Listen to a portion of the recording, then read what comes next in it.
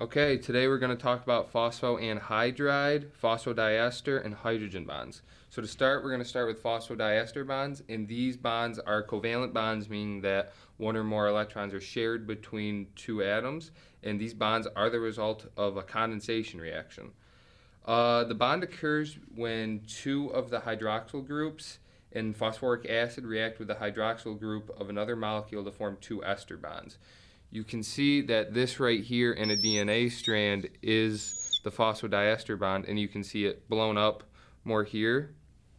Another example, you have the OH of one base with the OH of another base, and then once the condensation reaction occurs, you have this as a result, but you also have the leftover water molecule indicating that it is in fact a condensation reaction.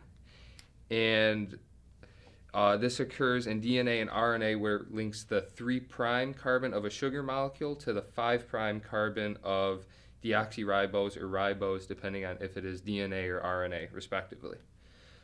Next, we have hydrogen bonds. You can see the hydrogen bonds here within the DNA strand. And everyone knows what a hydrogen bond is. It's basically just a weak bond between two molecules resulting from electrostatic interactions between the poles of two hydrogen atoms. Hydrogen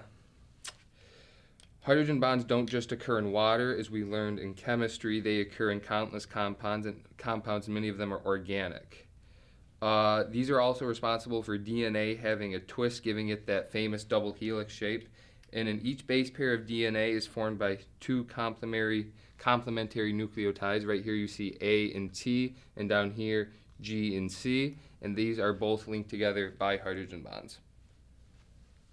All right, phosphoanhydride bonds occur mainly in ATP and ADP when two phosphate groups are linked together.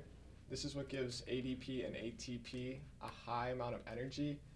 The bond occurs right in here, and the links between the two phosphate groups, when it goes through the hydrolysis reaction and it separates, a large amount of energy is released, which is how ATP and ADP are able to store so much energy.